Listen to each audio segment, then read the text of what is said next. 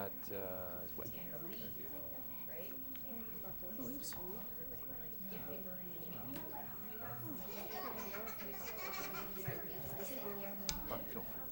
Sure, we'll do. All right, good evening, everybody. Before we formally call the meeting to order for a meeting for our business to be conducted, we have a new board member to be sworn in this evening. Monica Walk and is a new board member, and Mark Strand is a returning board member, both of which will be sworn in by Judge Peter Grimm. So if you'd both like to step forward and have Judge Grimm administer the oath to you.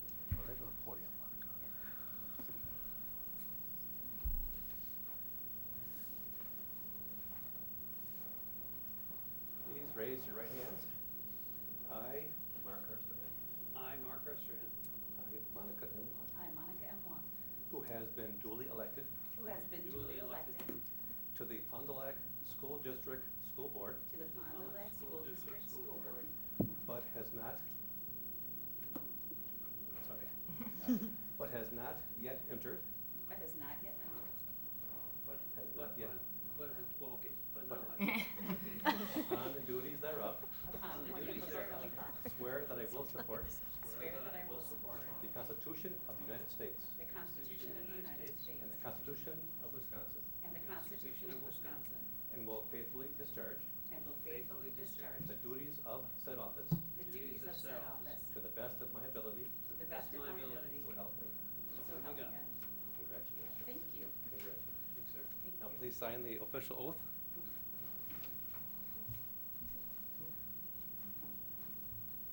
Sorry about that little goof up. Oh.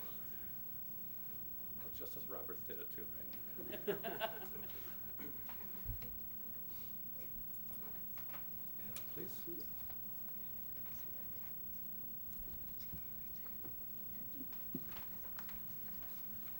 Excellent, thank you. Thank you.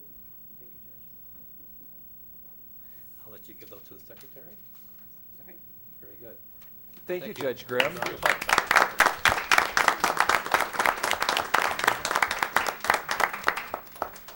And welcome, Monica. Welcome back, Mark. Thank you. Now that we have a fully sworn-in board, we can call the meeting to order.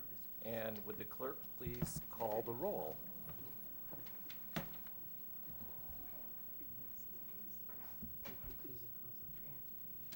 Reister, Here. Hayes here, Jones, Here. Strand, Here. Uselman, Here. Walk, Here. Churchella. Here. We have all 7 members present. A quorum is present.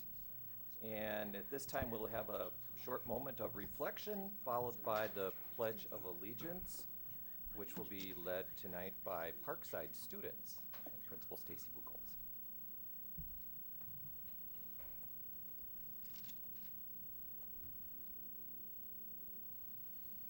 All right, thank you. So if you'd like to assemble and lead us in the pledge.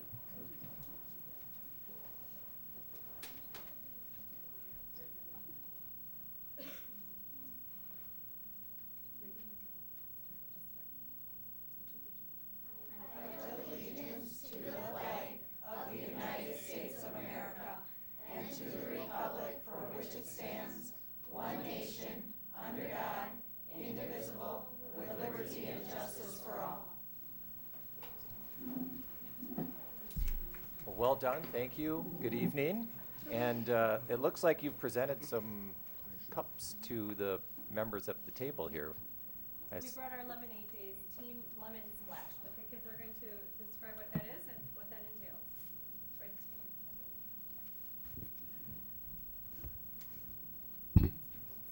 Hi, my name is Gabby. Hi, my name is Gabby. Lemonade is a national-wide program that gives students the opportunity to give an entrepreneur school. Parkside School Boys and Girls Club has a group that will be participating in Fond du Lac's area Lemonade Days.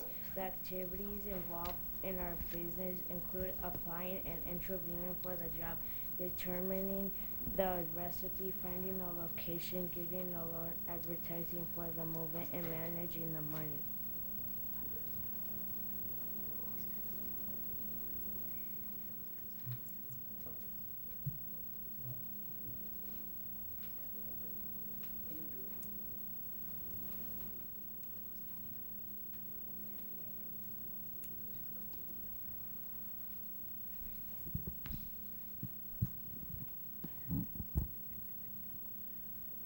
Any successful business needs good advertising. One of our first jobs was to decide on a catchy name for our lemonade stand. After brainstorming quite a few and getting input from others, we decided on Lemon Splash. We wanted our brand to sound refreshing and fun.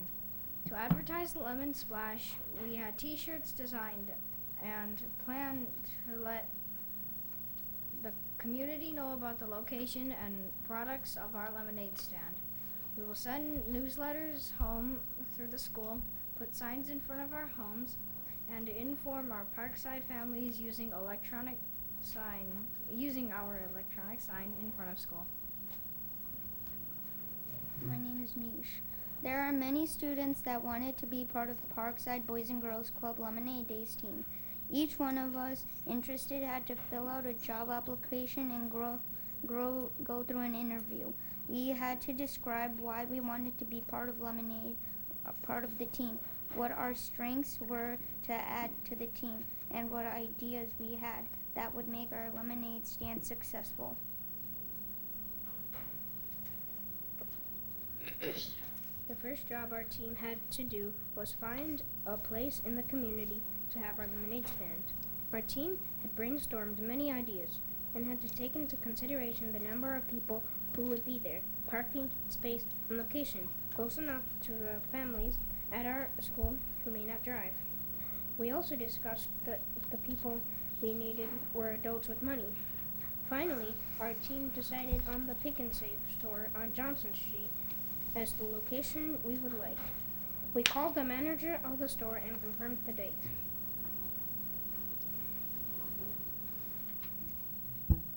This upcoming weekend, our team is participating in the test tasting contest. We researched different recipes and had to decide which were the tastiest but easy to make. We narrowed it down to 3 recipes, tasted them, and voted.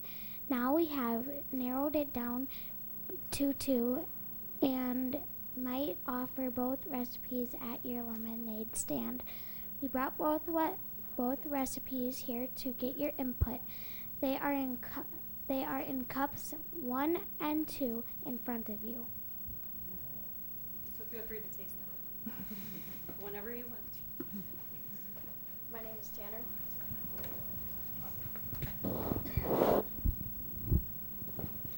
is Tanner. And managing money is an important part of a successful business. For us to start Lemon Splash, we had to get a loan from a local business. Hopper's Silk Screen has agreed to be a sponsor for Lemon Splash. They agreed to give our lemonade stand money to buy ingredients and materials we need to run the business. After Lemonade Day, our team decides how to use our profits. First, we must repay any loans and covers costs. Then we have to decide how to share, save, and spend our money.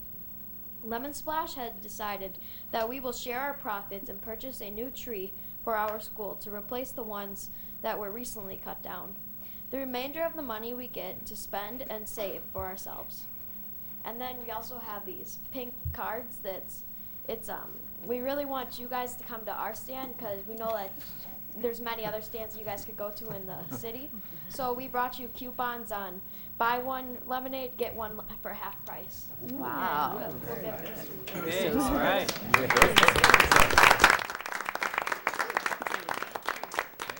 Thank you. Very good business. Thank you. Thank you very much, Tanner. Good job. Hey, thank you. Mrs. Krieger always designs all of our t-shirts with our. Very nice. So what day is Lemonade Day? Saturday. May 6th. Okay, Saturday, May 6th, all throughout the county. giving you a chance to promote yourselves here. From 10 to 2. 10 to 2 That's this a weekend. good place to go. It's called location. That's right. And Rahina, maybe you want to ask who voted for 1 and who voted for 2. I say 1 was Who voted for 1 and who voted Not done yet. is everybody done with their I'm done. Has everybody tried both? Yep. Yes. Raise your hand if you liked 1 the best. With a little more sugar. So sweet, they're number two. We like two. I like It was a little tart. I like two, it's tartar. They're both delicious. Oh, yeah, okay. Well, we have good taste at least. You can leave them right here. Thank you, Mrs. Speaker, it was a great leader for this group. Thank you. Thank you. Thank you for being here.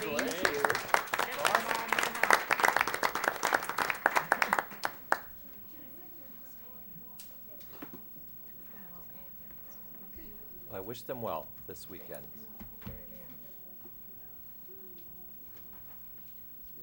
Okay, next in the meeting, since we have newly elected members, is time for the yearly election of officers. I believe, Ms. Simon, you have secret ballots which will be used to select officers for the coming year. Yep, we'll start with the Office of the President.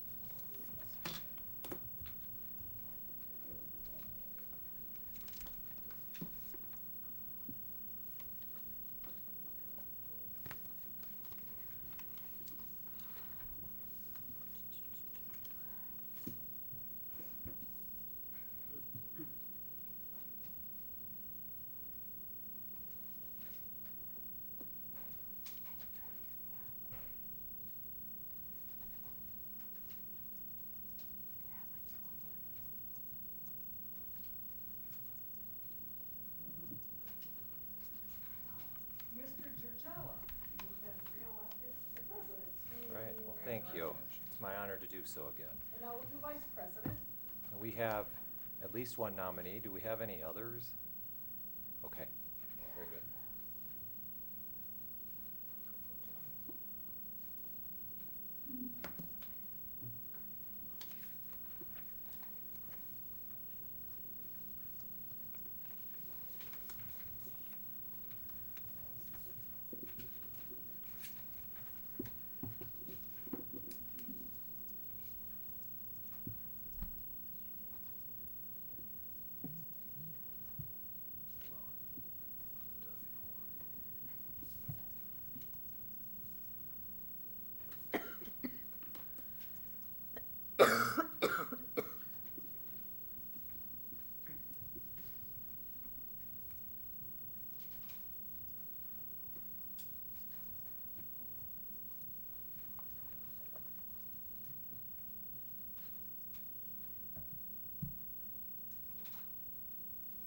Mrs. Yuselman, you'll be the Vice President.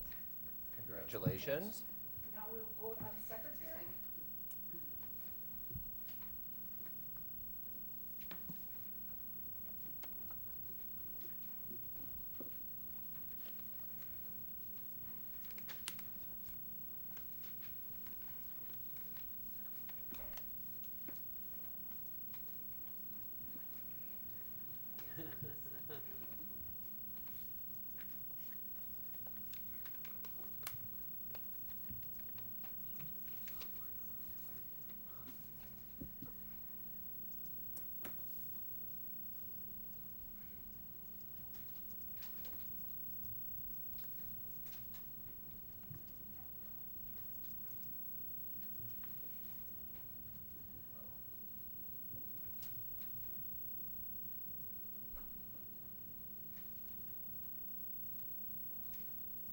Mrs. Hayes, you will be the Secretary.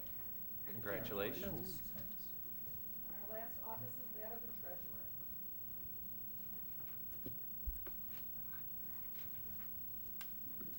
Thank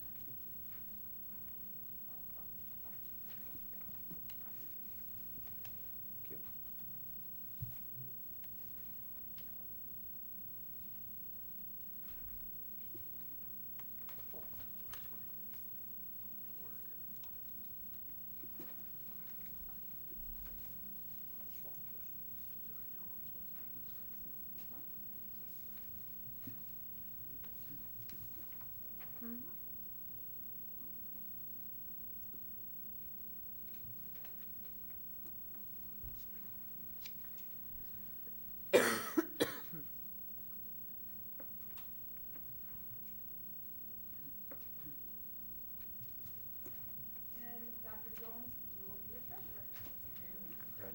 motion.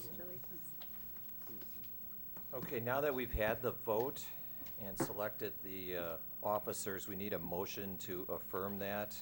I move that based on the results of the secret ballots, the following be declared duly elected as officers of the Board of Education for the following year effective April 24th, 2017, and formally and immediately assume their respective positions. President Mark Turgella, Vice President Linda Usselman, Secretary Clerk Elizabeth Hayes, Treasurer Susan Jones. Second. We have a motion and a second. Any other discussion on this? Seeing none, then would the clerk please call the vote? Preuster. Yep. Hayes, yes. Jones. Yes. Strand. Yes. Uselman. Yes. Walk. Yes. Gisela. Yes. Motion carries 7-0, and officers have assumed their duties. Thank you. Next on the agenda is announcements and communications. We have several of those tonight. One is to announce that following adjournment of the regular meeting, the board will convene in a workshop to discuss long-range facilities planning and also to review the Acuity Fund grant applications. A second announcement is that April 22nd through the 29th, 2017 is Money Smart Week, Wisconsin. We have a proclamation from the state superintendent recognizing financial literacy as an essential element of a complete and balanced education for all students. Reads as follows: whereas the state of Wisconsin recognizes personal financial literacy as an essential element of a complete and balanced education for all students, and whereas students today face financial choices that have been expanded well beyond what their parents or grandparents dealt with as teens and young adults, and whereas the economic stability of our communities and resulting growth of our state's economy will be influenced by the personal financial literacy skills our students gain during their school years, and whereas high-quality personal financial literacy education involves a wide range of partners, including educators, business and civic leaders and organizations, and local, regional, and statewide organizations. And whereas personal finance requires an interdisciplinary approach over a student's educational career and beyond to best prepare tomorrow's citizens for difficult financial decisions ahead. And whereas during this week we encourage everyone in Wisconsin to promote the role that personal financial literacy education has in producing engaged, successful college and career-ready students, therefore be it resolved that April 22nd through 29th be declared Money Smart Week in Wisconsin, signed Tony Evers, Superintendent of Public Instruction. And those are some great words, and yes, these kids face more financial choices and decision-making than ever for that young age. Second, we have an announcement that May 1st through the 5th, 2017 is School Nutrition Employee Week. We have a proclamation from the state superintendent recognizing the contributions of school nutrition employees and their dedication to the health, well-being, and education of Wisconsin school children. Proclamation reads, whereas school nutrition employees provide nutritious, well-balanced, reasonably priced meals to more than 500,000 Wisconsin school children each day, and whereas meals prepared and served by school nutrition employees may significantly enhance the student learning environments, allowing children to concentrate on graduating with the skills and knowledge they need to be successful in the workplace or toward further studies, a primary goal of every child a graduate, college and career ready. And whereas school nutrition employees creatively nurture partnerships with parents, teachers, community groups, and governmental personnel to promote the nutritional values of their programs. And whereas school nutrition employees provide a caring, respectful school food service environment, therefore be it resolved that I, Tony Evers, State Superintendent, do hereby proclaim May 1st through the 5th, 2017 as School Nutrition Employee Week. We certainly like to acknowledge the great relationship we have with the school district and Airmark and all the other school nutrition employees who are here. So thank them for being part of that. Next, Dr. Siebert, I think we have Fondy Pride Awards, do we not? We do. We have two of them this evening, two exceptional women. And the first one that we'll recognize is Nicole Mashok. So Nicole, if you'd come forward, please. Thank you.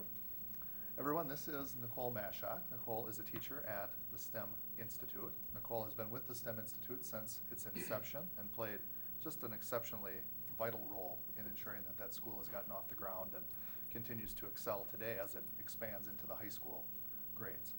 And Nicole is being recognized because she was recognized yesterday in Waupun for receiving from the Herb Cole Educational Foundation a 2017 Teacher Fellowship Award. So as you remember, when we announced it at the last meeting for our other representative, Cole Fellowships are started at the local level. This year we had so many that we had to have a committee that sorted through Nicole's application, obviously went through and was very, very strong. They then are reviewed at the CISA level and then forwarded on to the state level. So Nicole is very, very deserving.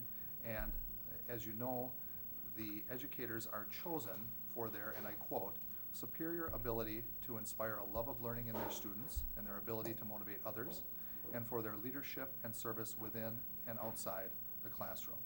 So that speaks so very highly of Nicole. Her work is incredible. She's a strong advocate for project-based learning.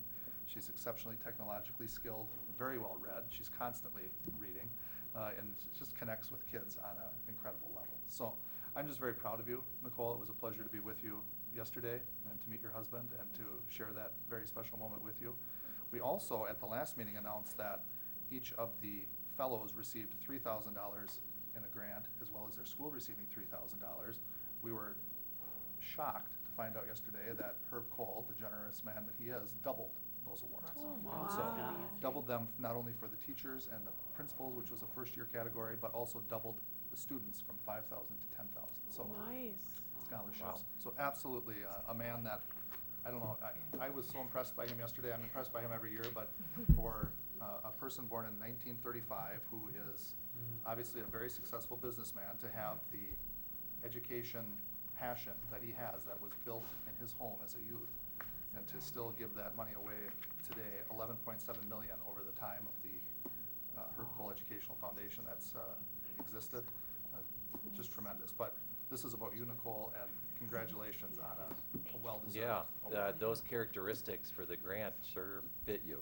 I Yes, think they I do. think it's well deserved. So now you have to have your picture Now we're taken. gonna take a picture with you. Congratulations.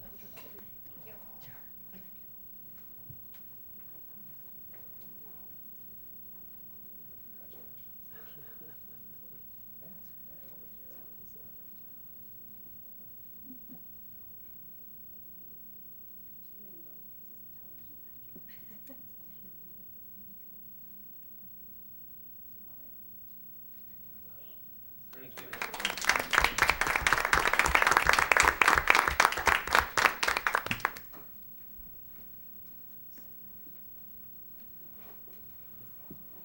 All right, and we have a second Fondy Pride Award this evening, which is represented by the pink table tents on your table in front of you. And we are recognizing our very own Marion Sheridan. Marion, you can sit if you like until I finish, and then you can come up, or you can come up, whatever you so choose. But Marion was recognized last week at the Power of the Purse Luncheon that's put on by the Fond du Lac Area Women's Fund as the 2017 Women of Achievement Award recipient. And you can read on the table tent all of the amazing things that Marion is being recognized for. We know Marion, obviously, so well from her service to the Fond du Lac School District. Marion, there's nobody more deserving of that award than you are. You did an absolutely beautiful job receiving it and giving so much credit to so many other people. But without you, the amount of collaboration that we have across organizations within this community, and that the way that you invest the district in almost everything that makes Fond du Lac a better place, you are a true leader and a very deserving recipient of this award. So I couldn't be more proud of you. It was an absolute pleasure to meet your family that day and to sit and listen to you receive an award that you so very, very much deserve. So congratulations. Yes. Congratulations. you like to say a few words? Feel free. Do you want to say? You don't have to say any words. No, I don't wanna, I'd rather sit. Go from right there if you want, or you can- No, I'll come closer. Proud moment for you. Oh, yeah, it was very happy. Okay, we can go hips up now. Hold it higher. So she does a full butt.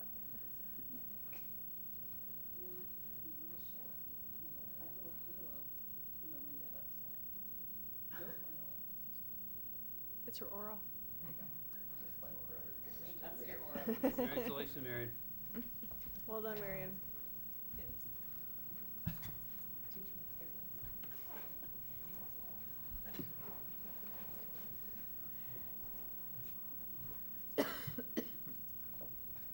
Okay, next on our agenda is their first opportunity for audience to visitors and delegations. If anyone wishes to address the board on a school district-related matter, feel free to step forward, identify yourself, and proceed. Good afternoon. Hello. Good evening, Fond du Lac School District Board. My name is Richard Gedimer of 49 Aurora Lane in Fond du Lac. These comments solely represent myself as a tax-paying resident of the Fond du Lac School District. These comments represent no other person. Tonight, I want to start with some questions to the school board members. Why did you run for school board? What caused each of you to come here tonight? What burns inside of you, deep inside your soul, which makes you want to improve the school district? Reach deep down inside and find your mission that drove you to run for school board. Each of you know that this school district can do better. It won't be easy. Please pursue your passion and do the right thing. Don't allow yourself to get absorbed into the culture that currently exists. Don't allow yourself to believe the current system is the best it can be. This school district, like all school districts, needs to improve. This school district, like each one of us, including myself, needs to grow and develop. The school district should not abandon any child or any student. If a school needs to be removed from the community, there are systems in place to do exactly that. The circuit court will place the youth in corrections or some other placement facility after they have been found guilty of crimes, or at Winnebago Mental Health if they are a danger to self or others. The school district needs to use the $9,000 per student to provide full-time educational services to every public-funded student that is declared in the yearly census. That means full-time services, IEP services for children with special needs when needed. That means full academic days, not limited days. And that means students who are expelled should get $9,000 worth of services. The school district needs to take responsibility for providing services for children that have emotional triggers and to ensure staff can recognize and adequately respond to those triggers. Changes need to be made. Why? All of our 7,500 children deserve a free public education that meets their individual needs. Until all students that sign the freshman commitment that is hung proudly in the cafeteria graduate from high school, this district is not good enough. In the Marines, no soldier is left behind or abandoned. In schools, it should be no student should be left behind or abandoned. We need a school system that builds the spirit and soul of all students. We need a school system that operates on truth, not gossip and rumors. We need a school system where leaders don't react emotionally. We need a school system that talks to all students in a respectful manner. We need a school system that treats all children equally. We need a school system that engages all parents and listens to them. We need a school system that listens to the teachers and support staff. We need a school system that listens to mental health professionals that are trained to assess student safety to themselves and to others. We need a school system that listens to and respects law enforcement. We need a school system that operates like a lighthouse, which we happen to have at the harbor of this great city. A beam of light that shines through all weathers. A beacon of light that is a beacon of love and forgiveness. A beacon of light that builds the soul and spirit of students, parents, and teachers. We need a cardinal nation that is the best school in all the lands. We need a school district that has clear current policies and procedures that students clearly understand what stories are allowed in newspapers, what pictures are allowed in the yearbook, what words are acceptable and what words are not acceptable. We need a school district that represents the Constitution of the United States, specifically the First Amendment, Fifth Amendment, and Ninth Amendment. We need a school district where behavior that is a non-event, as stated by an administrator one day, would be a non-event every day. We need a school district that communicates clearly in a way that doesn't contribute to mass hysteria any day. We need a school district that doesn't cause trauma to anyone, ever. In closing, dear Lord Jesus Christ, Lord of all, I thank you for the knowledge, the strength, and the courage to come here tonight. For all the things I've said and all the things that I have not said, I praise your name. Amen. Thank you for listening to my remarks. Thank you for coming, Mr. Gedimer. Don't forget your signage. Thank you, sir. Do we have anyone else who wishes to address the board? Please step forward.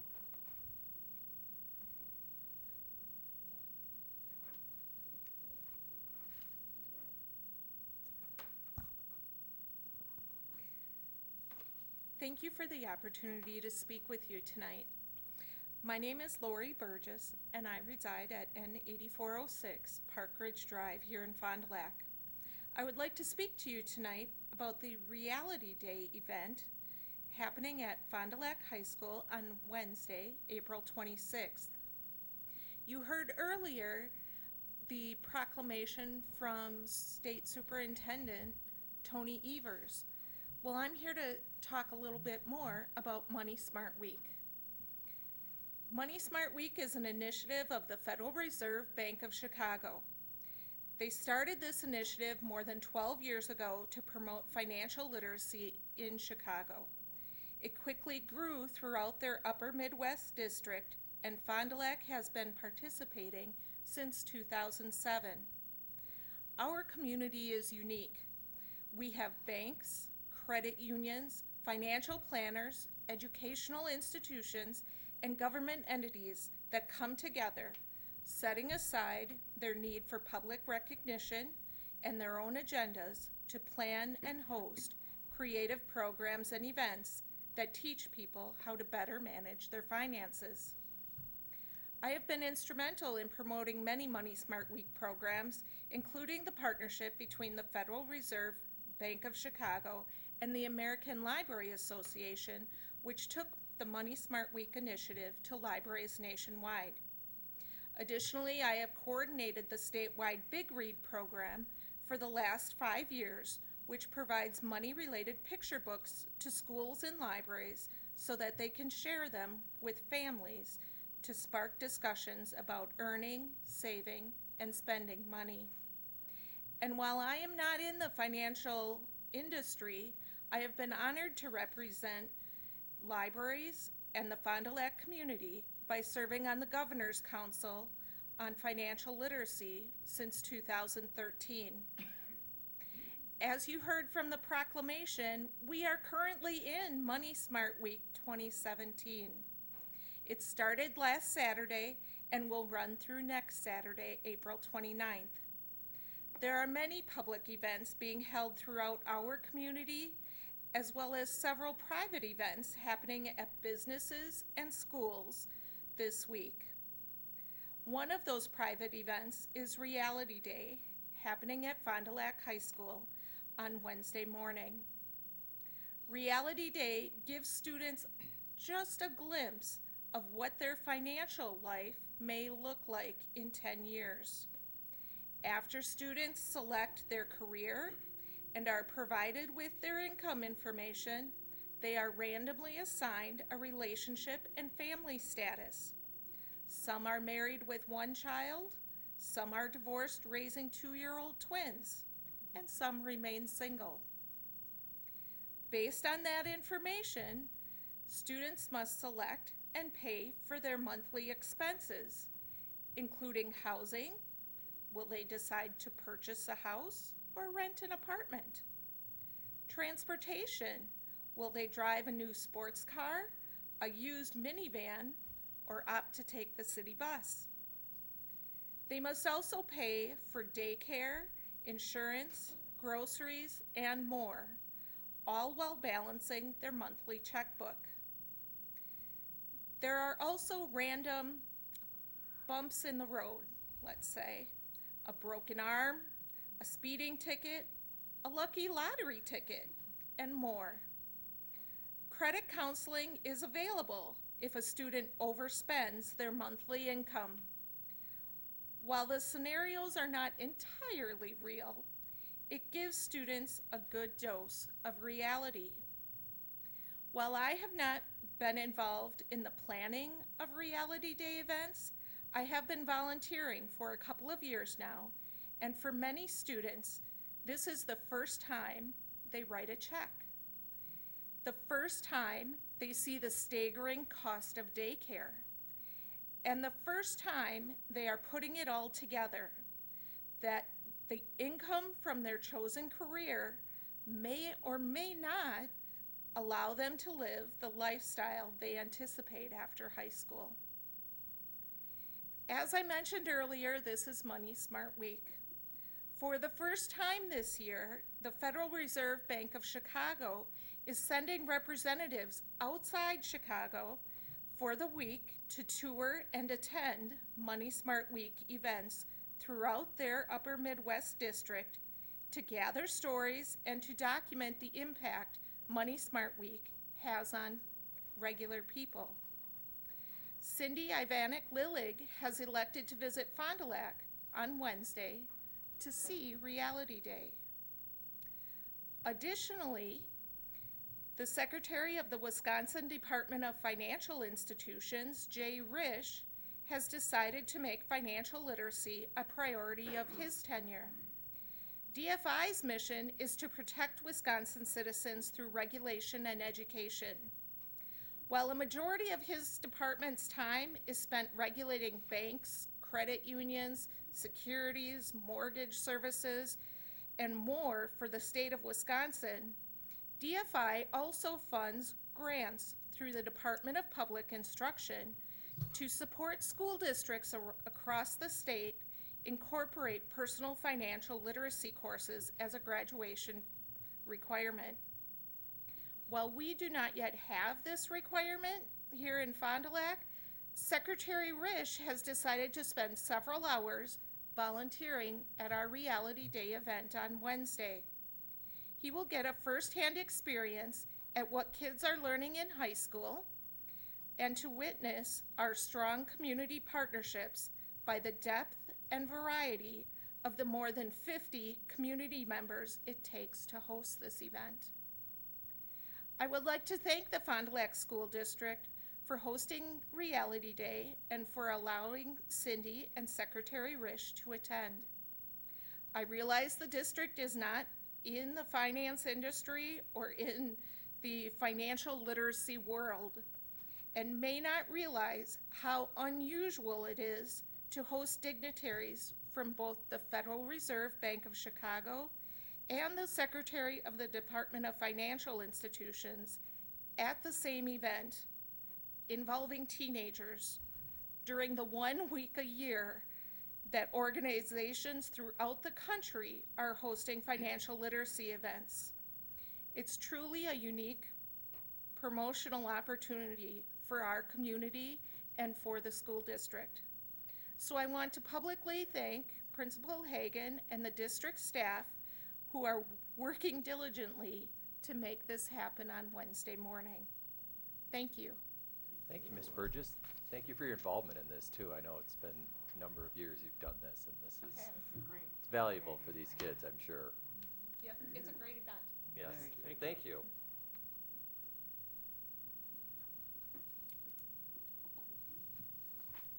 Next on our agenda is approval of the consent resolution. If we could have a motion for that, please. I move to approve the consent agenda as follows. Human Resources approval, retirements. Gordon Olson, 8th grade English teacher at Sabish Middle School, effective June 9th. Susan Nault, reading specialist at Riverside Elementary School, effective June 9th. Judy Olson, special education instructional coach in pupil services, effective June 9th. Katika Kajanovic, maybe? Thank you. Library media specialist at Evans and Rosano Elementary Schools, effective June 8th. And Catherine Charland, 2nd grade teacher at Rosano Elementary School, effective June 8th. A second. All right, we have a motion and a second by Jones. And any further discussion on the consent agenda? Or anybody wish any of it to be removed for individual consideration? Okay, seeing none, then would the clerk please call the vote? Breister? Yes. Hayes, yes. Jones? Yes. Strand? Yes. Uselman? Yes. Walk? Yes. Churchella? Yes. Motion passes 7-0, and we wish all of those employees well in their retirements. Long, happy, and healthy. Been here a long time. Mm-hmm. Yes. Thank you to all. Next, under individually considered resolutions, we have several that are business related to our operation of the district. Each year the board designates depositories for school funds to be used during the following year, and the list includes depositories for district funds as well as student activity funds. No recommended changes from the list for last year. If we could have, American Bank defunct now, it is Oh, defunct. I'm sorry, you are correct. so just cross that one off. Yeah. We can Okay. delete that. American That would Bank. literally be no changes, but Yeah. yes. I'm sorry. That's okay. Very good. If we could have a motion for the list of depositories. I move that the following banking institutions be designated as qualified public depositories for the Fond du Lac School District under Chapter 120.12 of the Wisconsin statutes.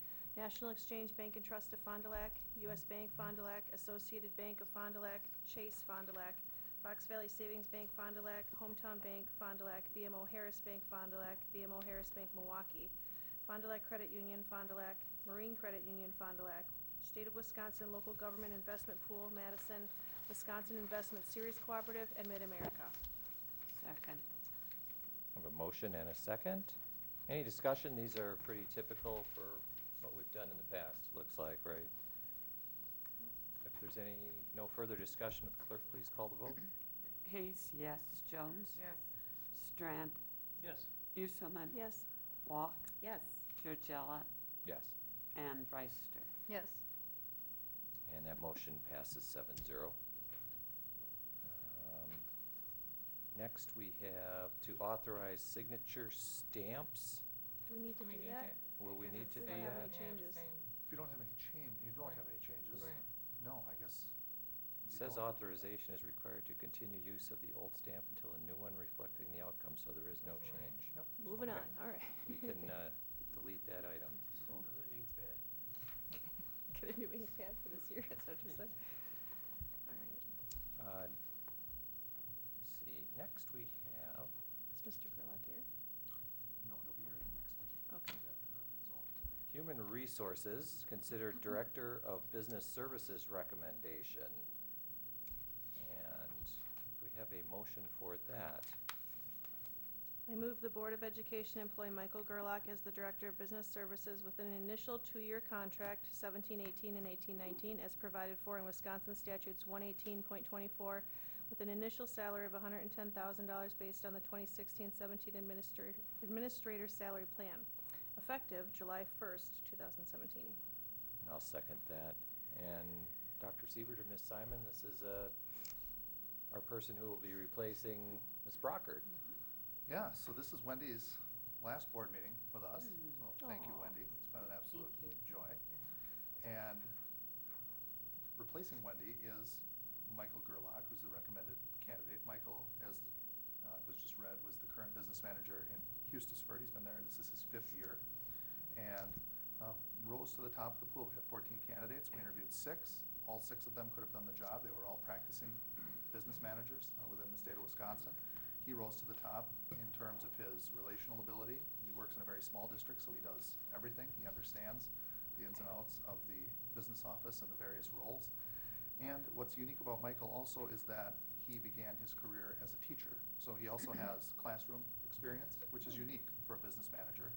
So not only does he understand the business services role, but he understands the classroom, and really the goal of the business office as well as the central office is to marshal the resources that we need into classrooms so that kids and teachers have the resources they need to excel. So he'll help us be able to do that, and Wendy has been gracious in already mentoring him and working with him. And he is at his own board meeting tonight where his resignation is being approved. He'll be at the next board meeting, May 8th. We'll continue to do some transitioning here, and Wendy will continue to assist us as well over the next couple of months as we transition. And it, obviously Wendy is leaving before July 1st, so we have an interim period where the business services staff will be running the show until we have our new director. They're very capable. They're very capable. They're a tremendous group, and if they run into challenges, we've talked, and they will contact Wendy and Mike. They'll copy me on it. We'll work through any challenges that might arise, and Wendy has been so gracious. And what's unique is business managers, we laugh about this, but they are the most tight-knit, well-organized group across the state, and they all work together, they all support one another, and that will be no different should we run into some challenges here in the next couple of months. Very good. Any other questions from the board on our new business services director-to-be? Okay, seeing none, would the clerk please call the vote? Jones? Yes. Strand? Yes. Uselman? Yes. Walk? Yes. Reister? Yes. Hayes, yes. Churchella? Yes. Motion carries 7-0. Welcome, Mr. Gerlach, July 1st. Next, under individually considered resolutions under board approvals, the first item there is for the board to consider board compensation. School District Policy 2.83 provides for the establishment of board compensation. The decided rate of compensation becomes effective with the organizational meeting of the board. The current rate of annual compensation is $1,800 for the board president and $1,600 for all other members. Is there anyone who wishes to make a motion addressing the salaries? When was that rate set? How long ago? That's been some time, it sounds like, right?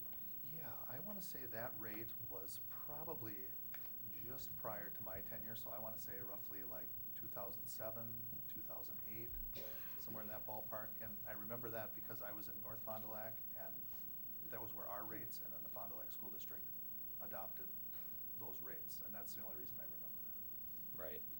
And so the public is aware, we have a list of comparable school districts and surrounding school districts, and salaries range anywhere from zero salary whatsoever in Appleton to $4,800 for members in Green Bay, and various ranges in between there. So this is not a common number by any means anywhere. So does anyone wish to make a motion regarding the compensation for the following year?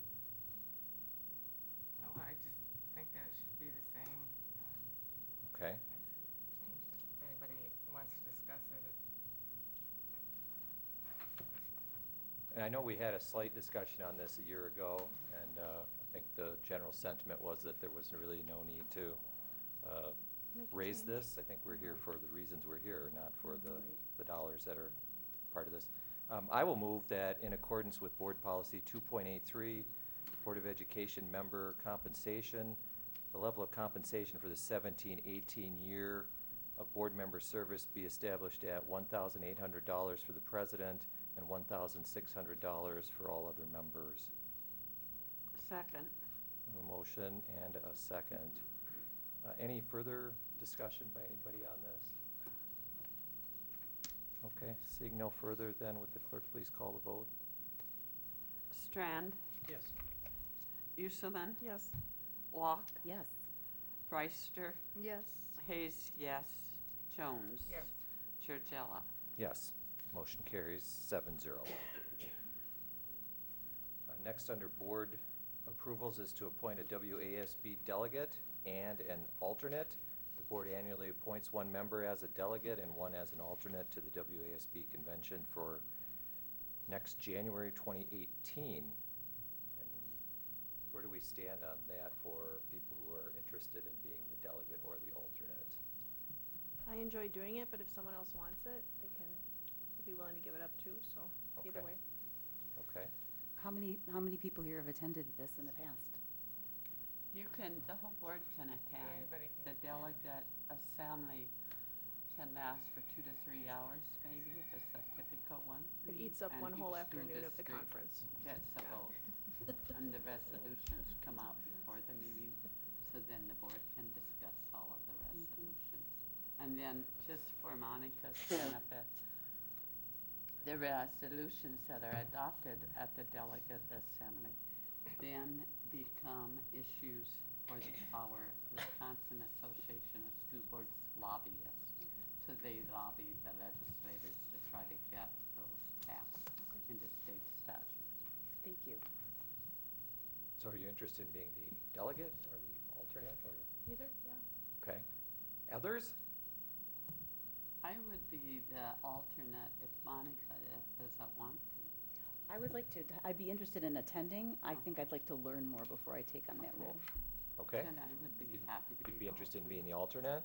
Okay. And Ms. Uselman, Make a motion. I move to appoint board member Linda Husselman as director and board member, as delegate?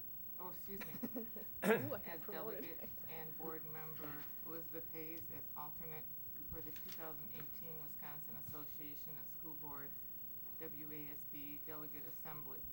Second. A motion and a second. And thank you to both of you for volunteering to do this. It's a responsibility that kind of really benefits us, so thank you for doing that. Any other discussion? Okay, seeing no further, would the clerk please call the vote? Uselman, Yes. Walk, Yes. Reister, Yes. Hayes, yes. Jones, Yes. Yes. Strand, Churchella. Yes, motion carries 7-0. Thank you. Now we are on to board and administrator reports.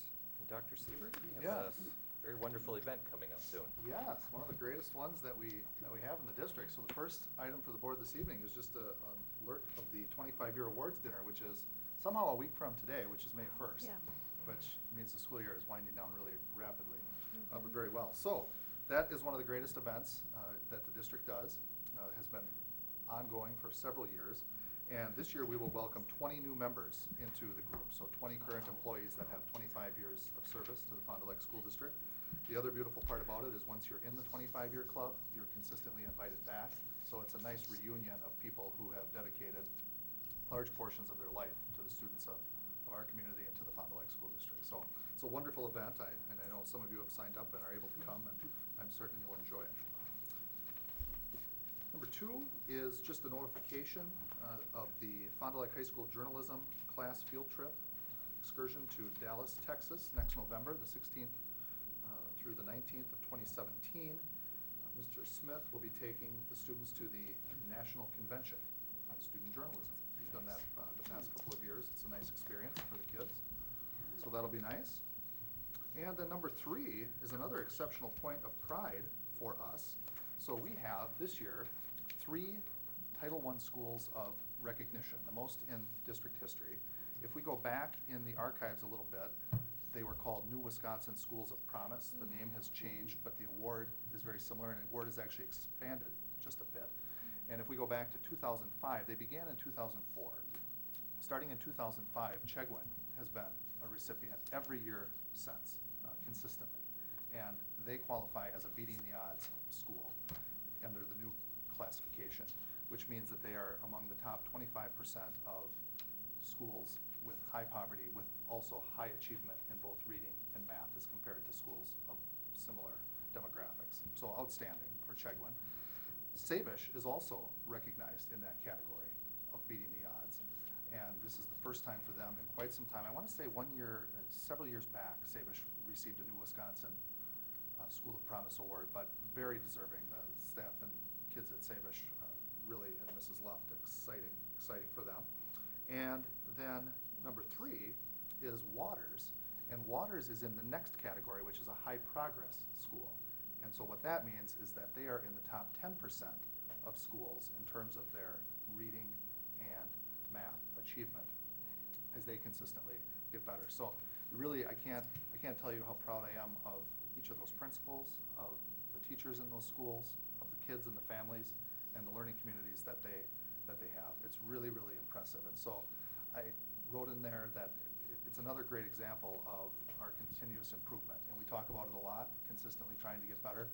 And when we have awards like this, it signifies that we are doing the right work and that we are on the right track and that we have a lot to be proud of. So they will go to Madison, actually, next Monday as well, May 1st. That will be the recognition at the Capitol with the state superintendent and the principals and a couple of teachers from each of those schools will be able to attend and be recognized. It's a very nice day for them. So, really very exciting stuff. Yeah, those are great acknowledgments there and recognition, so well-deserved again.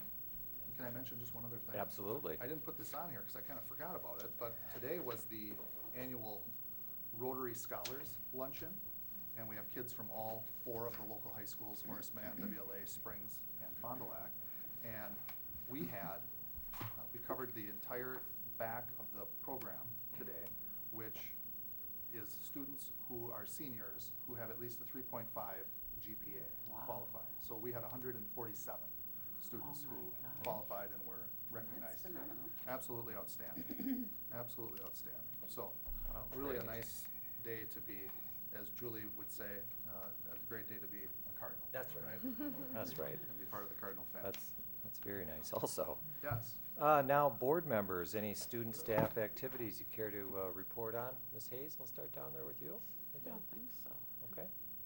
Dr. Jones? Which is the Fond du Lac County Emergency Management Department and Mercury Marine sponsored a poster contest for Emergency Weather Week. And my son won, but I was kind of disappointed because there weren't, all the other winners were from non-Fond du Lac district students. I'm not sure who all entered, but, you know, encourage kids to enter things like that. I mean, I think it's fun and to get an award, and the posters were really cute. Right. I thoroughly enjoyed spring break. You did. That was our yes. activity. Yes, and you've got some tours of schools and Coming up, things coming yep, forward, yep, so indeed, that's you'll have plenty to share with us at the next meeting, I imagine. I will, thank you. Very good. Linda? Oh, just my mathletes at Roseno, the spring break kind of was in there, so. Yeah. Much going on, yeah. Mr. Strand? I didn't go to the Brewer game, but I watched it on TV in the chorus. It was pretty impressive. Cardinal singers, Oh, yes. really? Absolutely impressive. That's very impressive. Ms. Freister? I was there too. They did a great job. I also was working the bake sale at the Concert Association Saturday night, and the members of the show band were actually brought in to play a couple of songs for a packed house to celebrate their 90th year of the Concert Association. And it was kind of a surprise to the audience. They felt that when they kicked off their 90th season, there wasn't enough hoopla, so they had them come in, and it was nice, very nice. Excellent. Well, thank you on that, everybody. Now on the agenda is any additional appropriate matters. Does anybody have anything up here that we'd like to Can I just bring ask forward? one more time? Matt Smith had contacted us a while back about, he was putting forth some legislation about student free press. And are we moving forward with anything with that? As a board, do we want to endorse that, or do you know where that process is at, or can we check on that? We could check, Okay, certainly. Yeah, thank you. I don't off the top of my head, but I could follow up with him if that's something the board would like. Yes. Yeah, he Yes, has, thank you. he has Yes. brought that to our attention a couple times, I think. Sure. I think it might be getting to where they're moving forward with it, so yeah, if we Okay. could Right. get behind that, if we were interested, now would be the time, I think. Okay. Okay. Anyone else have anything under additional appropriate matters? Okay, thank you. Next is the second audience to visitors and delegations, part of the agenda. If anyone would like to address the board, please step forward and do so.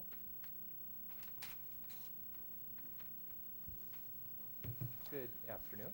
Good afternoon. Bill Morgan, 47 Sammy Joe Circle.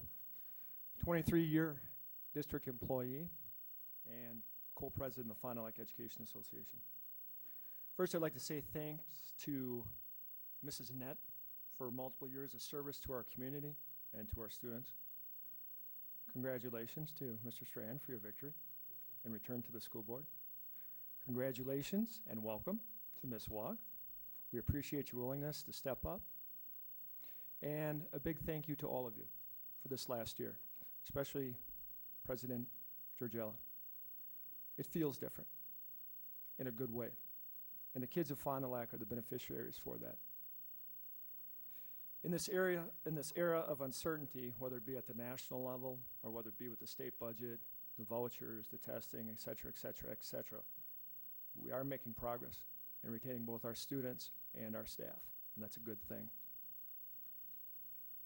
Looking to the future and to furthering that progress, the teachers of Fond du Lac respectfully request from the board the consideration of two simple ideas. Number one, board adopt a school. 7 members, 14 schools, which would equate to 2 schools per member per semester. This would allow us the ability to showcase the events in our buildings and would continue the conversation about what quality education looks like moving forward. And number 2, board teacher conferences. Similar to our parent-teacher conferences, set up for each of the 3 grade levels, elementary, middle, and high school. This could be done in a workshop or some other venue, providing an important perspective from teachers sometimes overlooked. 2 simple suggestions with the dual goal of continued collaboration and further progress for our students.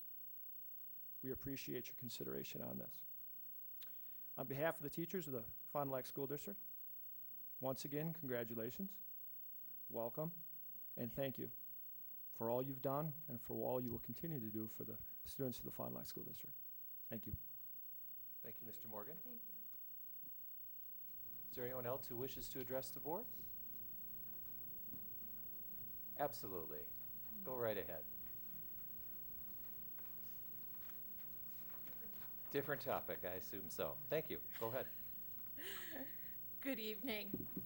My name, again, is Lori Burgess, and I reside at N8406 Park Ridge Drive here in Fond du Lac.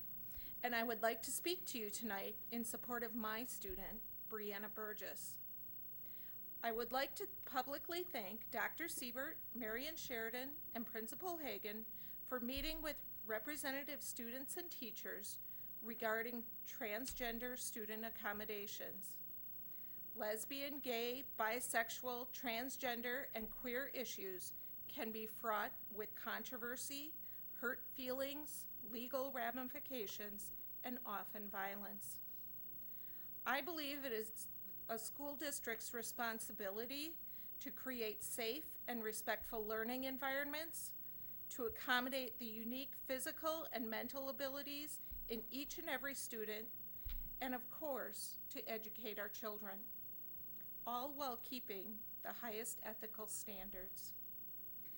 These expectations often put our teachers and administrators in awkward situations, whether it is dealing with a parent who may be abusing drugs, discussing a student's bullying behavior, or addressing a student's personal hygiene issues. Teachers have and will continue to handle these issues with grace and tact. Regardless of a student's home life, schools are meant to be safe havens. School is the one place they should be free to learn, explore, grow, and express themselves. Schools make accommodations as needed to help students reach their fullest potential, whether it is an interpreter for a deaf student, extra time between classes for a student in a wheelchair, additional students, additional tutoring for struggling students, or a quiet timeout space for students with ADHD. My student is transgender. Brianna identifies as non-binary, and as such, does not fully conform to female or male stereotypes or social norms. My husband and I have raised Brianna to be confident, well-spoken, and of course, with the district's help, to be a well-educated student. Brianna is willing to stand up for what they believe in and for others who will not or cannot speak up for themselves. I urge you to carefully review the district's non-discrimination policy at your earliest convenience. Thank you. Thank you, Lori. Thanks. Is there anyone else who wishes to address the board on a school district-related matter? Okay, seeing no further, then we will close the audience to visitors and delegations. And at this point, I will take a motion for us to adjourn to workshop. I move the Board of Education adjourn the regular meeting and convene in a workshop to discuss long-range facilities planning and to review the Acuity Fund grant applications. Second. I have a motion and a second, and would the clerk please call a vote?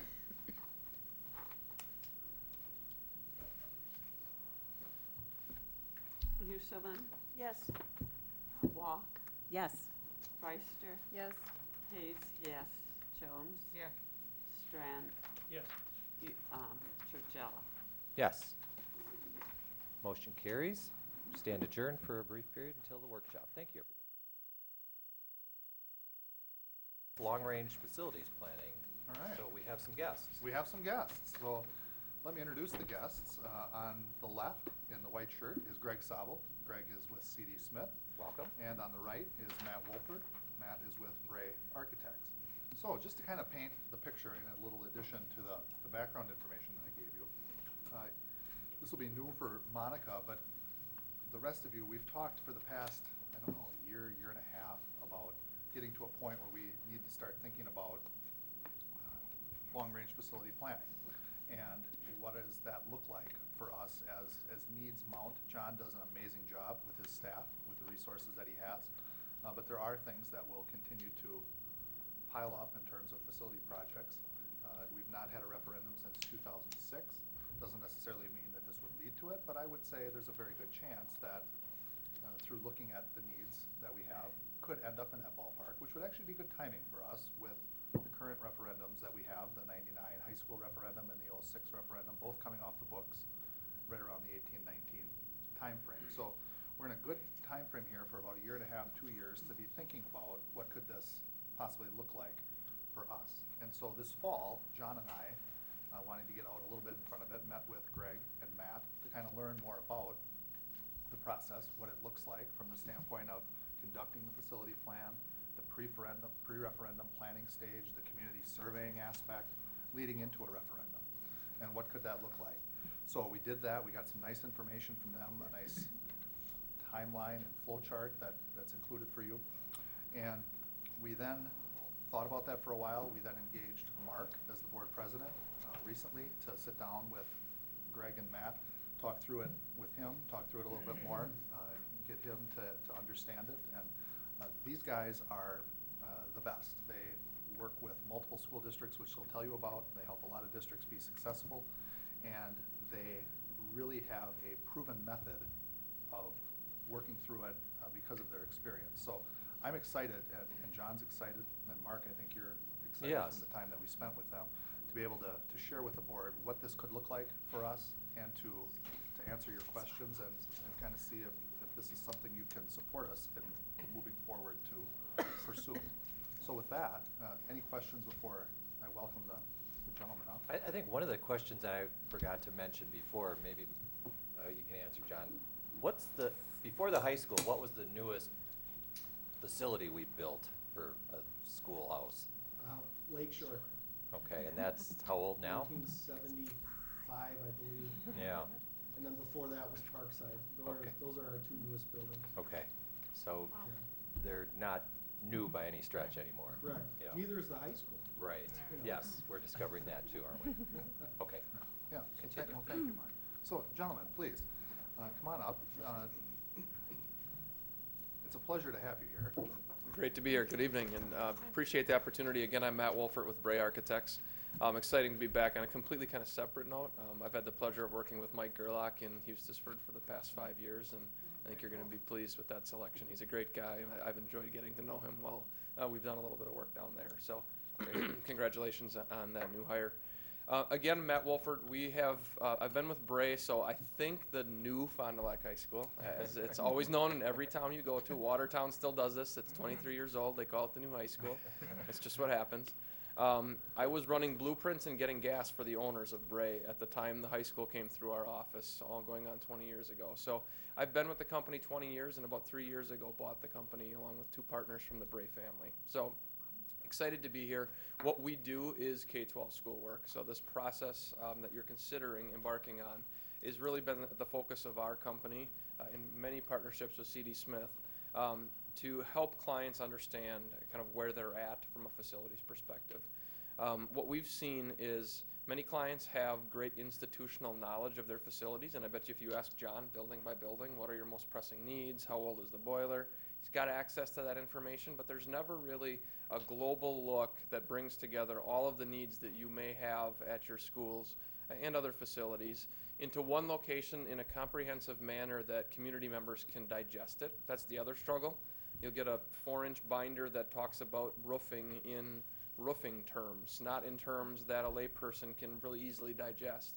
And so what the goal of the study process is initially is to identify all those needs. Again, many of them may be known.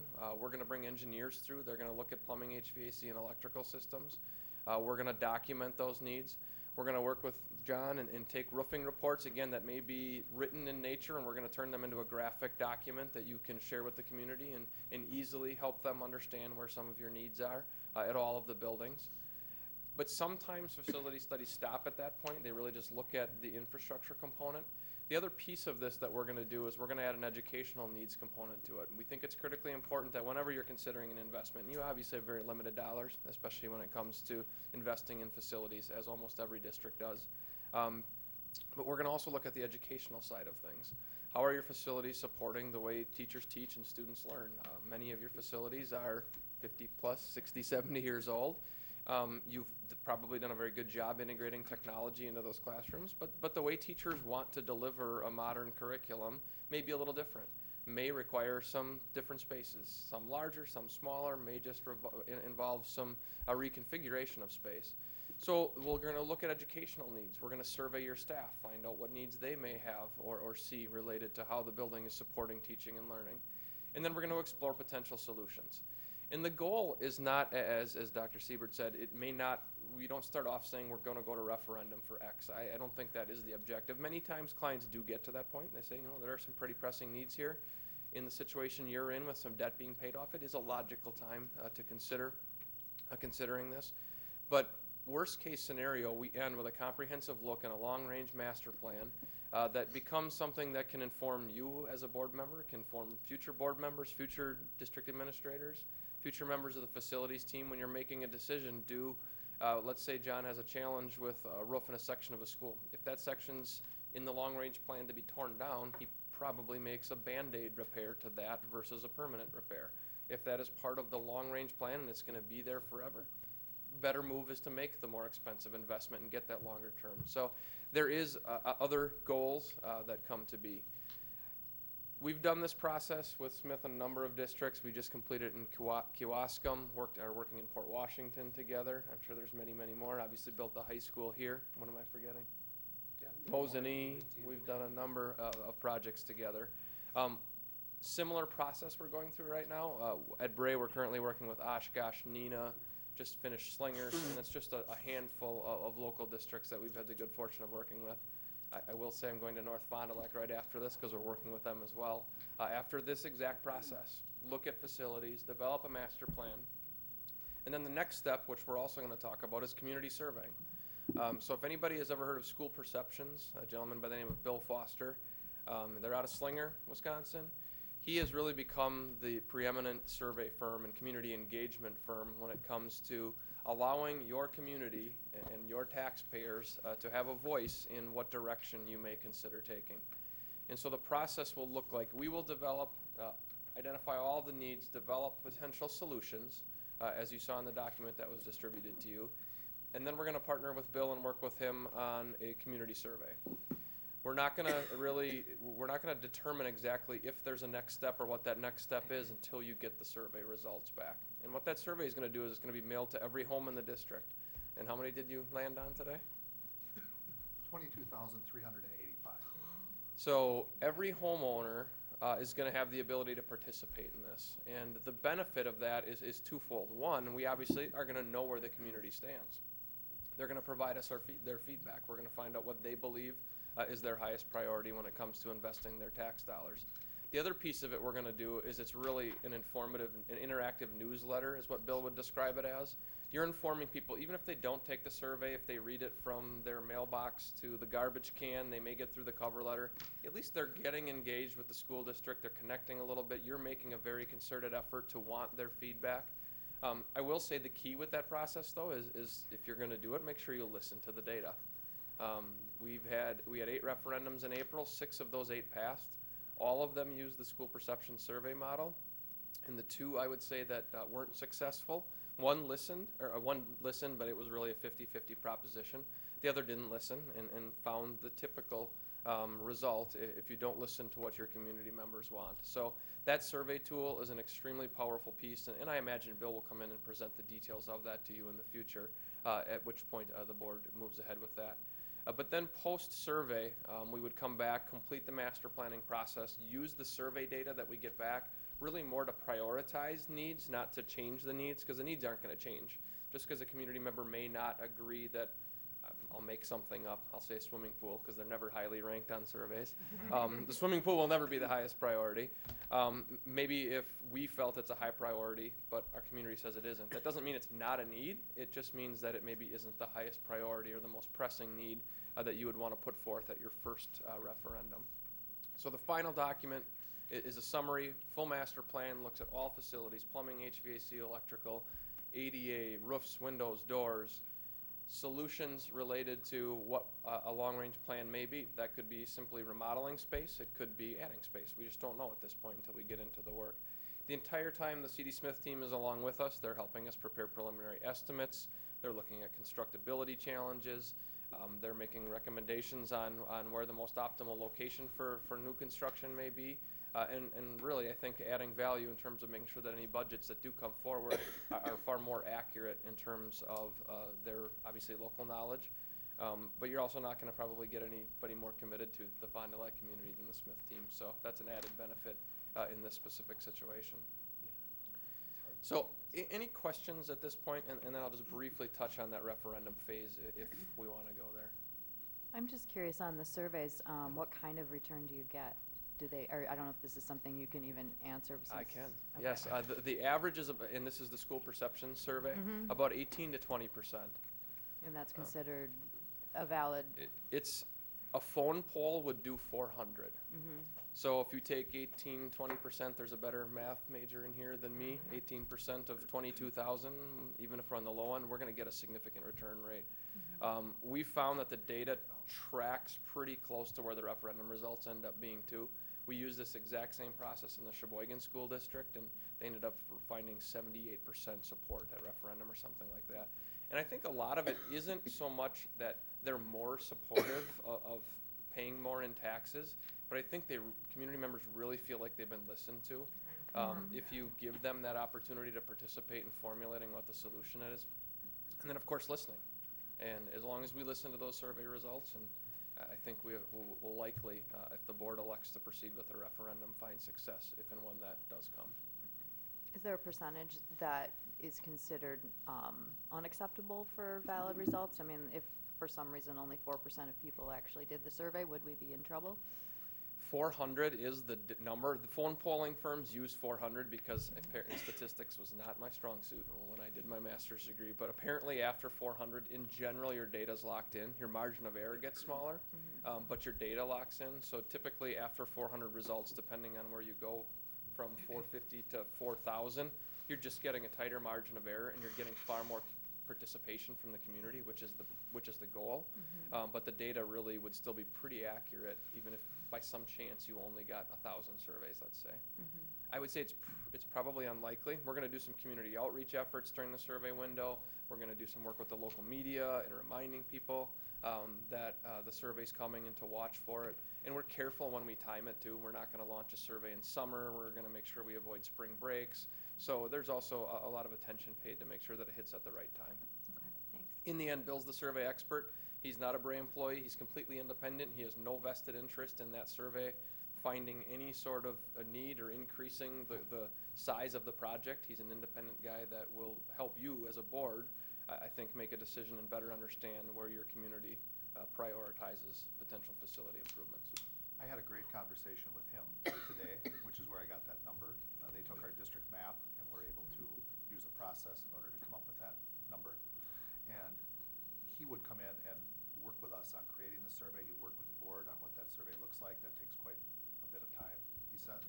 But again, we're not quite to that phase, but I think he worked with a much larger district. He said we'd be one of the larger ones in terms of the number of mailers. He worked with a larger district than us, and they did a representative sample.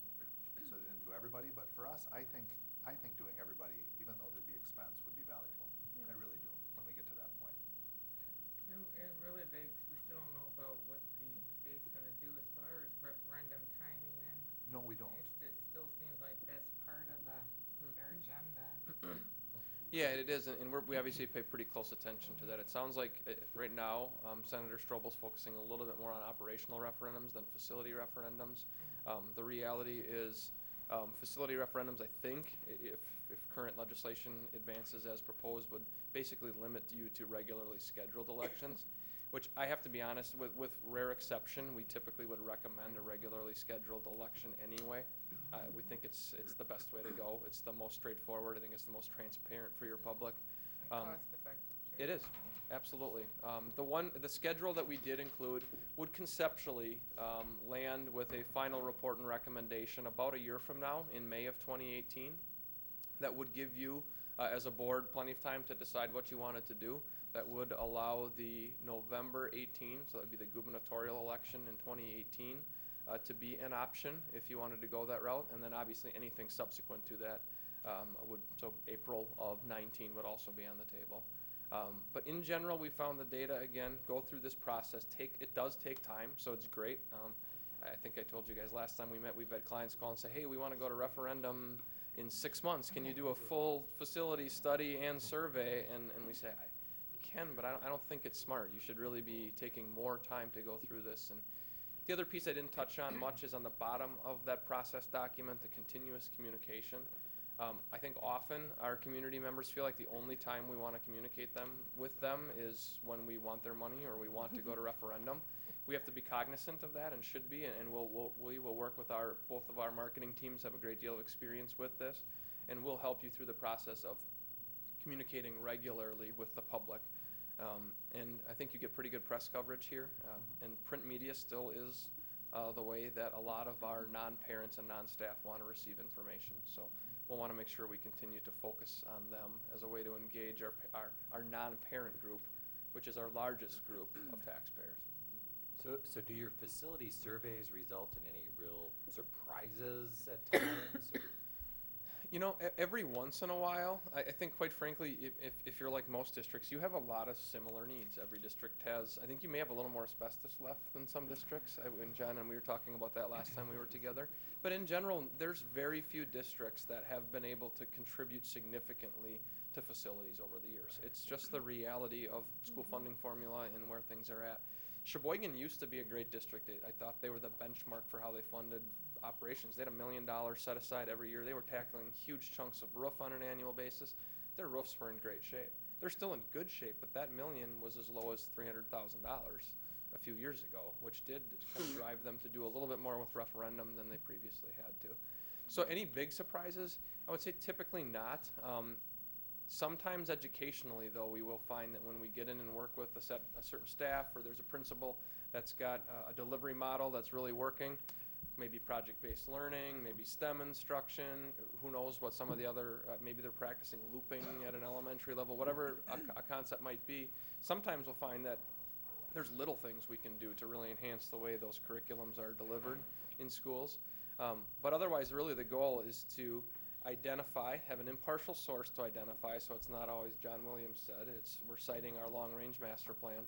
And then again, document in graphic fashion in one location, a relatively simple document that we can put on the website and provide to future board members and any community member that wants a pretty easy to digest document that summarizes all of your needs.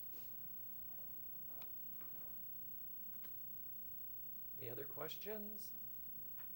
I'd like to see the Does- I mean, does methodical this- process and, I Right. think you're gonna have better results that. And I think our district is in that stage where the buildings are of a certain age and our needs do need to be identified and prioritized globally, I think is the term you've used. So yeah, I've been, after I heard this, I thought this sounded like a really good thing for our district. I hope the rest of the board looks at it that way. If we go online, do you have examples of sort of like the timelines that you, or the actual product publication pieces that you put together? For other the schools? communication side of Yeah. things? Yeah, and everyone will be customized, but we can surely send you some examples. We don't just put them on our website so that people can have them without Gotcha. hiring us. But I would be absolutely happy to send them to you, and we would, I don't know if you have a communications subcommittee or anything of a board, but we would be happy to bring our communications teams in and talk to you about specific strategies we want to use. And then they really will do the majority of the work for you. The other thing, we totally, completely understand, you have a district to run, so it's kind of added effort kind of put on top of educational leaders and facility staff. And so we do our best to become part of the team and really just support you through the whole process. That referendum support piece is probably another hour discussion in and of itself if you want. There's a lot of strategy there and a great deal of experience we can get into. Happy to do it this evening, otherwise we can always kind of come back to that piece if and when the board elects to go ahead with referendum. Yeah. So what is your desire to hear from the board tonight on? Well, what I'd like to know is if you are supportive of moving forward with such a process. Right, yeah, we have to have the information so we, from the public and back to the public to know, exactly where we are. Right. So I think that's important. Yeah, I mean, I'm supportive of the process. I think I'd like to, as we move through certain portions of this, to hear a little bit more detail, like the community survey, for example, do we approve costs for that? Is that come before the board, or does me saying, yes, I think this is a good idea, give you the ability to just go forward with all of this? That's completely up to the board. Okay. So what I would anticipate with that part is I would bring, similar to how we brought these gentlemen in, I would ask Bill Foster to come in, talk to the board. We have a document that shows the various prices, but we didn't know what the mailing cost would be until we had that number, which we got today. Okay. I can share that document with you now that I have that, along with the other piece that I just got today. Okay. And you can see what that looks like. We can invite him in at the point in which we get to that phase. But if you're comfortable with this phase, we can do it one of two ways. I can sign off on the document to allow us to move forward with this phase. Which is the needs assessment. Which is the needs assessment. Right. And I think that's Yeah, I think we need, incredibly that's, valuable to yeah, us. I think that's a no-brainer, yeah. Okay, and then, so if the board's comfortable with that, we can move forward, and we'll spend this summer really diving in and getting into that work. And what we'll do then also is ongoing updates with the board, which we've talked about in our meetings, but you will get ongoing updates in terms of how this is progressing, not only from John and I, but the gentleman when appropriate, so that you have a picture. We want this to be very transparent in terms of what is the work that we're doing, how are we doing it, who's doing it, how are we progressing through this period. So that's where their expertise really will assist us as well in terms of, Matt going out to North Fond du Lac after this, just successfully went through the process there and could go down a list of all the districts he's worked with. And we can have the same type of success if we stay with the process. Now, has this district in the past had any such comprehensive needs assessment of this level? The last referendum was '06, so I wouldn't know. They did, We did an ADA assessment years back, but that's really the last time we did anything of that substance. I mean, this sounds much bigger and broader. Yeah, we had like focus groups and that kind of thing. Okay. Are we required to do bids on, I mean, I guess I mean, where it says Phase 2 project implementation services, that we would use Bray and C.D. Smith, you know, if we had a $10 million project, a $20 million project, et cetera, but do bids come in to play somewhere along here, or how does that? Yes, and we've talked about that. John asked that question as well. So C.D. Smith would obviously be, as Matt said, along on these facility tours to be able to give us some ideas. But ultimately, that funding schedule would only apply, once we get to that point, that would only apply to projects that C.D. Smith bids out on our behalf. John would be able to bid several projects likely on his own, and then that cost factor doesn't come in. So there would be, in talking with Greg and talking with John and Matt, the ability to use other contractors as well within the community. But C.D. Smith would be a really integral part of this, and obviously is exceptionally strong. And so, am I understanding that you are saying that that would be like a management cost, that percentage there? That's what that is, Yeah. yes. Yep. To manage project management? Correct. Yep. Okay. And also, they want to keep their people working, so. Any other thoughts on the needs assessment at this point? I think that would be the first thing we'd be That'd be the first proceeding thing with. we'd be proceeding with. And so that's, the cost is $9,500? Correct. Correct. And I will tell you, we do not make a penny on doing a study of this complexity for $9,500. That is part of the desire to have that partnership for the next phase, is that, you know, if the project goes forward, this will probably be, in our world, a $35,000, $40,000 investment of time and personnel. This is how the K-12 school market in Wisconsin is structured. We do these studies. We're fortunate. We've got a great deal of schoolwork that's going right now, which financially allows us to partner with districts at, I think, a little more responsible fee. If we came into most districts and said it's going to be $50,000 to do a master plan, they're going to say, think of all the Chromebooks I can buy for that. And so we try to find that right blend, but part of it is understanding that we're going to have the good fortune to do the work, if there is work, after the fact. Now, our procedurally, do we need to bring this to another meeting for a vote, or is this an administrative function that can be carried forward? Again, that's up to you. Okay. You can go either way. If you'd like to formally approve it on May 8th, you can do that. If you'd Okay. like to authorize me to sign the document, I can do that. Okay. It's up to I you. mean, I would be comfortable having this at a meeting for a formal approval. I would too. I would give us some time to maybe think about it and digest other and ask questions would come questions if into we play. have them. Sure. Yeah, I think I would prefer that. Sure. It's fine. But, yeah, certainly, you know, let's put this on the agenda and make this a topic for voting. Okay. I think it's, I think it's a great idea to assemble this information. It goes along with that transparency factor. Sure. Correct. Any other thoughts from anybody on the board? Okay. No? Yes? Okay. No, Is I there any mean, more obviously we need presentation? it. No, that's I've always said our schools are getting older and older, and they need upkeep, so. Right. Well, thank you, gentlemen. We'll Thank you. give our formal approval or vote next time, and Sounds great. you should be hearing from us Appreciate shortly the opportunity. thereafter. Looking forward to working with you. Have a good Thank you, evening. guys. Thank you. Thanks for your time. Thank you. Okay. So that'll be on our May agenda. Next, if people have their acuity grant information. One area came up in discussion with Dr. Siebert. Typically, the last 2 years when we've awarded these, there's been a slight element of surprise. Right now, since we have this televised, that may or may not occur. One idea that we came up with was potentially numbering each of these proposals. Do you on really a think they're sheet. watching? I mean, Spouses, they you know, Yeah, no spouses offense to take the anybody, but teachers do out of we the really room. think they're watching? They have their popcorn and they're watching it. You're right, right, yeah.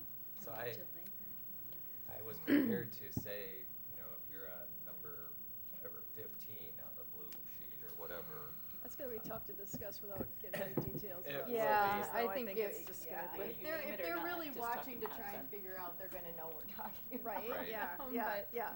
They all were good We're gonna have to blow the submissions. ending, all right. There were a lot of very good submissions. We have a total of 30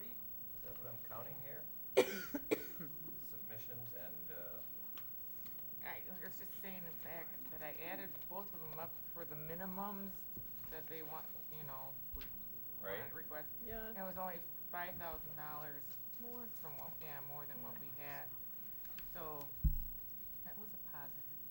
Yes, and we're saying here that our dollars available is 26,418 Right, and change, and the total came to 31.40. 31 something. right 31,444. Well, let's Yeah, but that's not, let's just start with the. some of them don't have a minimum, Yeah, so that's that right. would Right. be, Let's start with the blue, the technology one. And are there any, I think in reverse is the easiest way to start going. Are there any you'd like to scratch? Well, the one that's the core curriculum resource, obviously, that one. Which number? I You're didn't gonna play number my mine. role 1, 2, here, 3, yeah. 4, 5, Which one? 9. Number 9? Okay. Number 9. Okay. Before- Oh, sure, I see what you're saying. That before, one's kind of illegal, yeah. Or it doesn't fit our Well, not guidelines. illegal, but it doesn't fit the criteria, I should say, yeah. which, Okay. what are we talking about? On the blue, Oh, the 9th one, the- is part of core curriculum, which Okay. would generally not be within one of our guidelines. If they don't Can fit I- the criteria, we kind of start there and Okay. move forward. Can I ask a question, though? I mean, I think it would be helpful for me to know if any of these requests are things that the district is, that the district has on a plan to eventually do. Right. I guess I ask that because a number of these are for, like, Chromebooks at the elementary level. Right. And the problem I have with that is if a fourth grade class at Parkside, and I'm just throwing this out there, it makes a case that Chromebooks are invaluable to me teaching fourth graders, then how do you not say that it's just as important for Waters Yes, and correct. everywhere else? So I guess those are the ones that I kinda, Well, and that's part of the prioritization process too. Yeah. Well, and some of this too, there are some schools that have stronger PTOs than others. I know at Roseman, we provided Chromebooks a lot of times for the, we bought whole carts of Chromebooks in good Mhm. years. And some of these might not have a strong PTO, for the PTO to donate those kinds of things, and Yeah. so we're filling in the cracks there. yeah, I mean, there were some of these that I thought, well, yeah, it's really neat, but is it really Right, yeah. necessary? Right. Well, And $30,000 for number 6, that was a lot of money. Well, and we Right. turned that down Well, I last thought year, they were and I would feel the same way this year. Sure. Well, there's a rule that says it can't be more than Right. half of Yeah. the allotted Right, amount correct. that's available. Well, and I think she's saying they would take any amount, but I just don't I would see love that to one. see that Okay, broken so down do in you a wanna- room by room cost. Do you want to scratch that one, number 6 Because on the Linda, blue? that was my Yeah. question. It's like if they're Right. asked. Because there's somebody else had an amplification system. Right. Just for or one That whatever, was for room. one room. One Right, room, for, yeah. so is that why there are 30 rooms or whatever in this other amount? I think I it don't- is. do I we think it's give- school-wide. for Right, that but one. I mean, Rather could we- than is there any way pulling to that do it number piece by 6, piece, or- because I don't seem to have, We- I don't know if it's. I'm just going off of We the- just wrote, off yeah, the like face this. sheet. 11, Just write numbers 12, down the sides. 13, that's what we- 14, 15. Yeah, I'm just Well- going off the face sheet, Elizabeth. So are you going with Elizabeth Gorman as number 6? Correct. Yeah. Yes. All right, you And blew in it. the same way, well, and I'm gonna blow it too. I Fine. mean, It's too much. the Chromebooks at Chegwin too, I just don't, Which one? the last one, Okay. Laurel Wilson's, but, I mean, Look, they're all going to be good causes. And number 4. So Right. don't fret.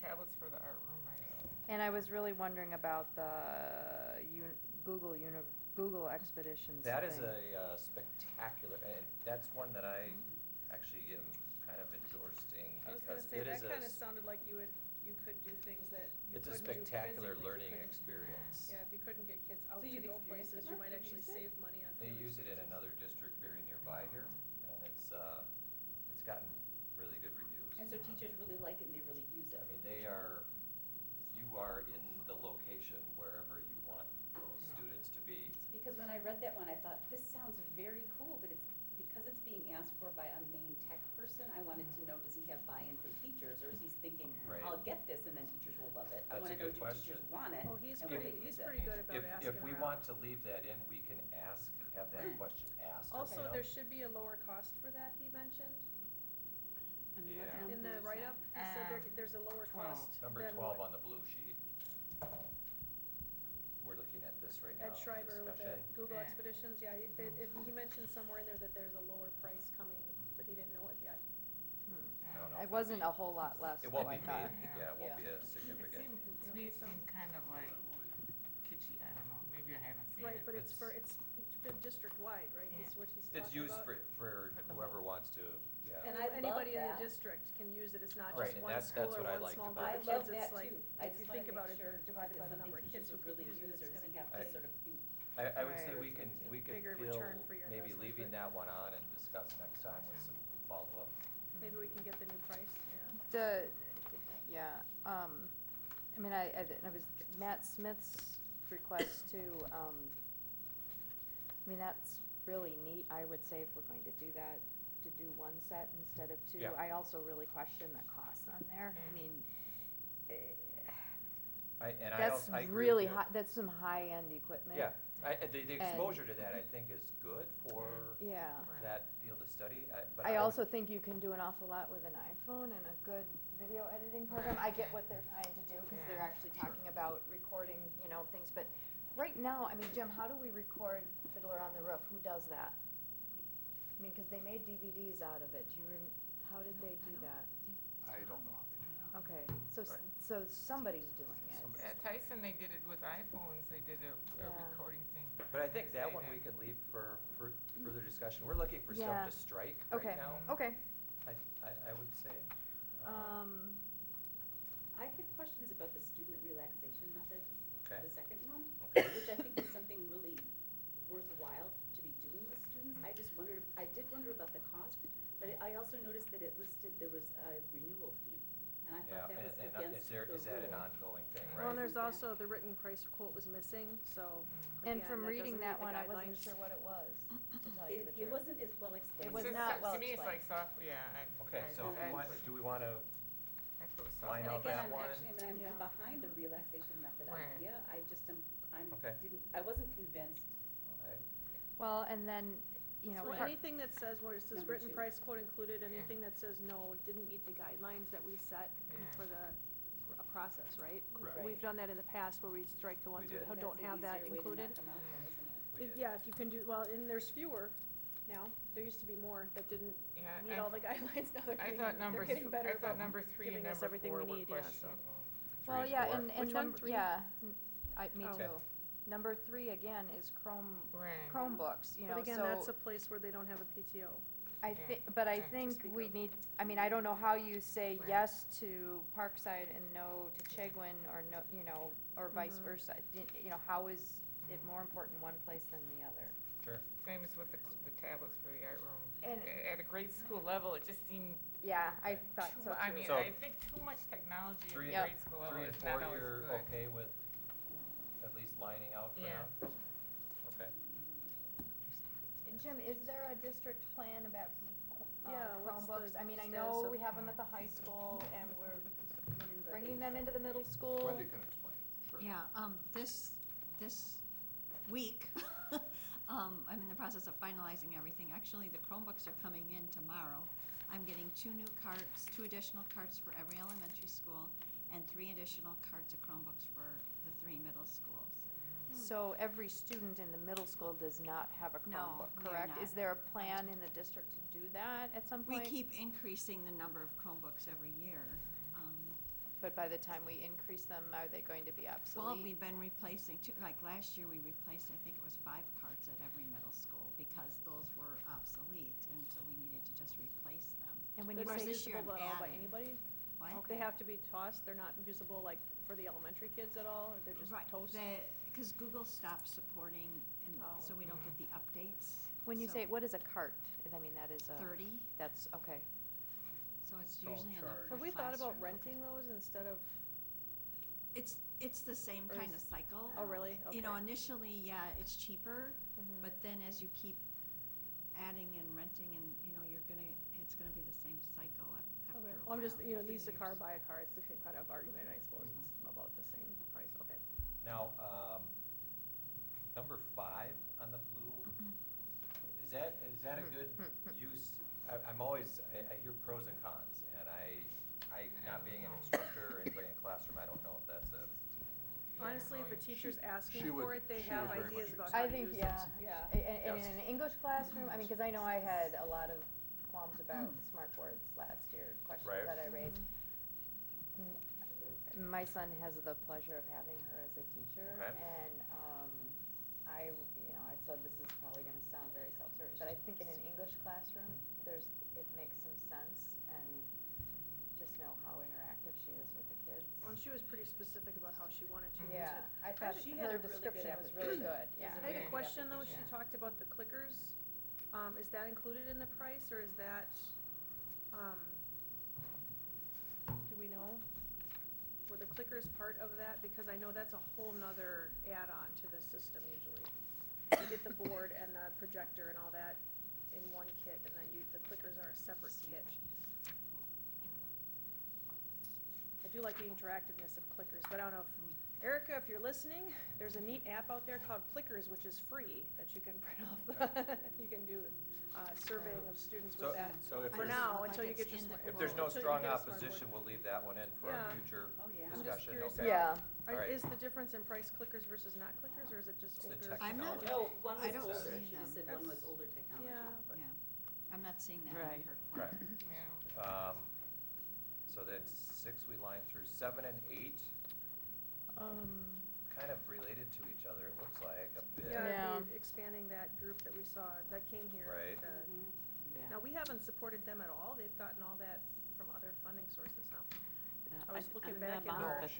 That was actually reporting on the Acuity grant.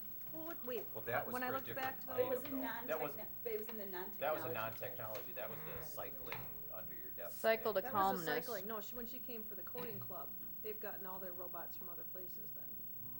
Yes. Cause I didn't I don't know where see they got them in the it. I don't list know we where had they got here, those. so, yeah. I think they're PTO. Oh, PTO. Yeah, okay. I mean, could we do one or the other of those? You can do I would do, however, yeah, I would Yeah, make a they're not- choice maybe, huh? They're not linked.